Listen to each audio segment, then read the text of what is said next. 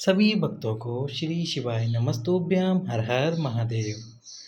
16 जून को मासिक शिवरात्रि पड़ रही है और इस मासिक शिवरात्रि के दिन आप संतान प्राप्ति के लिए, आपकी विशेष मनोकामना के लिए और धन प्राप्ति के लिए ये 3 में से जिस समस्या से आप जूझ रहे हैं, जिस परेशानी से आप परेशान हैं, उसके लिए उपाय कर सकते हैं। तो सबसे पहला उपाय जो हम आपको बता दें वो है शमी पत्र वाला। तो आपको क्या करना है, शमी पत्र लेने हैं। शमी पत्र कितने लेने हैं? 11 ले सकते हैं, 21 ले सकते हैं, 31 ले सकते हैं, 41 ले सकते हैं, 51 ले सकते हैं या फिर 108। जितने आपको मिल जाए आप उतने शमी पत्र ले सकते हैं। अब ये शमी पत्र लेके, जितने आपने शमी पत्र लिए हैं उन सभी शमी पत्र को लेके शिवरात्रि के दिन शिव मंदिर में जाकर आपका जो सीधा हाथ है, उस सीधे हाथ की हथेली पर रख लीजिए। सारे शमी पत्र एक साथ रख लीजिए जितने भी आपने लिए हैं। अब जो आपका दूसरा हाथ है उल्टा वाला, उस उल्टे हाथ का जो हथेली वाला हिस्सा है, जो पाम वाला हिस्सा है, उस हिस्से को इन शमी पत्रों पे रखिए। आपकी जो मनोकामना है उस मनोकामना को बोलिए, फिर वो धन से संबंधित हो, कर्ज मुक्ति के लिए हो, व्यापार वृद्धि के लिए हो, विवाह के लिए ही क्यों ना हो या फिर संतान प्राप्ति के लिए क्यों ना हो। उसके बाद में आपको गौरी शंकर के मंदिर में ये उपाय गौरी शंकर के मंदिर में करना है। गौरी शंकर वही मंदिर है जिसमें माता पार्वती भगवान शिव के साथ नीचे ही बैठी होती है। तो वहाँ पर अपनी हथेली में जितने आपने शमी पत्र लिए हैं, सीधे हाथ की हथेली में रखकर दूसरा हाथ उसके ऊपर रखकर आपकी मनोकामना बोलते हुए सारे शमी पत्र भगवान शंकर को समर्पित कर दीजिए एक साथ। इस उपाय को करने के बाद 3 महीने के अंदर अंदर आपकी जो मनोकामना है वह पूर्ण हो जाएगी। अब चलते हैं अगले उपाय की तरफ। दूसरे उपाय में आपको क्या करना है, ये जो उपाय है ये लगातार 12 शिवरात्रियों का उपाय है। 12 महीने तक आपको जो आपकी मनोकामना है वो बोलकर इस उपाय को करना होगा। यदि आप 12 महीने की 12 शिवरात्रियों पर इस उपाय को करते हैं तो निश्चित रूप से महादेव जिस मनोकामना से आप ये उपाय कर रहे हैं उस मनोकामना को पूर्ण करेंगे। तो इसमें आपको क्या करना है, एक बेलपत्र लेना है। एक बेलपत्र लेके इस बेलपत्र की तीनों पत्तियों पर एक एक बिंदी लगा देनी है चंदन से। चंदन कोई सा भी हो, लाल चंदन, सफ़ेद चंदन, गौरी चंदन या फिर गोपी चंदन, जो भी चंदन हो आपके पास में, उस चंदन से बेलपत्र की पत्ती पर, तीनों पत्तियों पर एक एक बिंदी लगा दीजिए। और ये जो बेलपत्र की डंडी वाला हिस्सा है, एंड वाला हिस्सा है, इस हिस्से पर आपको लगाना है थोड़ा सा इत्र। इत्र लगा दीजिए। यदि आप इत्र नहीं लगा रहे, इस पर भूल जाते हैं, तो आप जो दोनों हाथ हैं आपकी उंगलियों पर इत्र लगा सकते हैं और उंगली पर इत्र लगाने के बाद में इस बेलपत्र की डंडी को पकड़ लीजिए ताकि आपकी उंगलियों से इत्र इस बेलपत्र की डंडी पर लग जाए।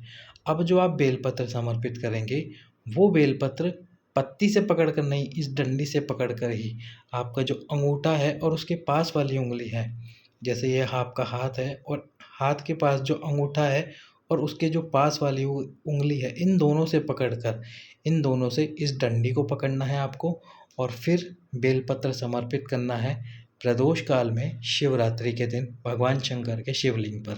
शिवरात्रि के दिन प्रदोष काल में बेलपत्र समर्पित कीजिए आपकी मनोकामना बोलते हुए। लगातार आपको 12 शिवरात्रियों पर ये उपाय करना है। 12 शिवरात्रि जब आप ये उपाय जिस मनोकामना से करेंगे आपकी वो मनोकामना अवश्य ही पूर्ण होगी। अब चलते हैं अगले उपाय की तरफ जो कि है संतान प्राप्ति का गारंटेड उपाय, पिपलेश्वर महादेव वाला उपाय। तो इस उपाय में आपको क्या करना है, शिवरात्रि वाले दिन या तो आप सुबह जा सकते हैं या शाम को जा सकते हैं, दोनों समय में से कभी भी जा सकते हैं। सुबह या शाम में जाकर सबसे पहले क्या करना है, पीपल के वृक्ष के नीचे, जो मंदिर के पास में या मंदिर के आसपास जो भी पीपल का वृक्ष हो, उस पीपल के वृक्ष के नीचे आपको बैठना है। पूजा की थाली आपको साथ में लेके जानी है। पूजा जैसे आप करते हैं शिव जी की वैसे ही लेके जानी है, कोई विशेष सामग्री नहीं लेके जानी।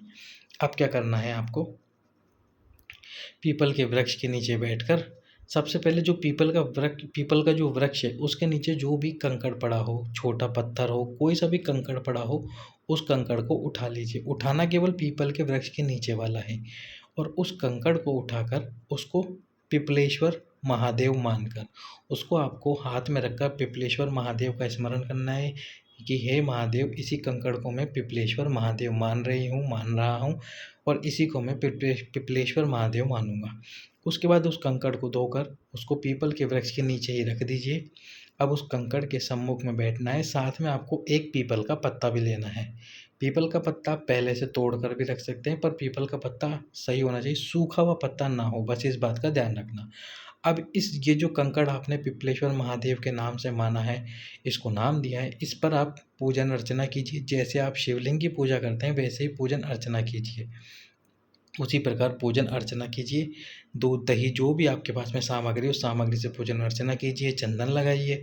उसके बाद में जो पीपल का पत्ता है आपके पास में, उस पीपल के पत्ते को अपने हाथ में लेकर, अपने हृदय से लगाकर, अपने हृदय की बात भोलेनाथ से बोलकर, संतान प्राप्ति वाली कामना महादेव से बोलकर, हे महादेव, बहुत समय हो गए, 5 साल, 10 साल, 15 साल, 20 साल हो गए, संतान नहीं है, मुझे संतान दीजिए भोलेनाथ, कृपा कीजिए महादेव। अपने हृदय से लगाना उस पत्ते को, और लगाने के बाद में उस पत्ते को इस कंकड़ पे समर्पित कर देना। उसके बाद में एक घी का दीप प्रज्वलित करना। घी का दीप आपको प्रज्वलित करना है, और घी के दीप में जो आप बाती लगाएंगे, वो आपको बत्ती लगानी है गोल वाली। जो गोल बत्ती आती है, उस गोल बत्ती को लगाना है, उस गोल बत्ती से दीप प्रज्वलित करना है। इस प्रकार एक शिवरात्रि, केवल और केवल एक शिवरात्रि ये उपाय करके आइए। निश्चित ही पिपलेश्वर महादेव, जो सबके ऊपर कृपा करते हैं, सबकी सूनी गोद भर देते हैं, आपके ऊपर भी कृपा अवश्य ही करेंगे, और आपके ऊपर कृपा करके आपकी सूनी गोद भी भरेंगे। सभी भक्तों को श्री शिवाय नमस्तुभ्यम। हर हर महादेव।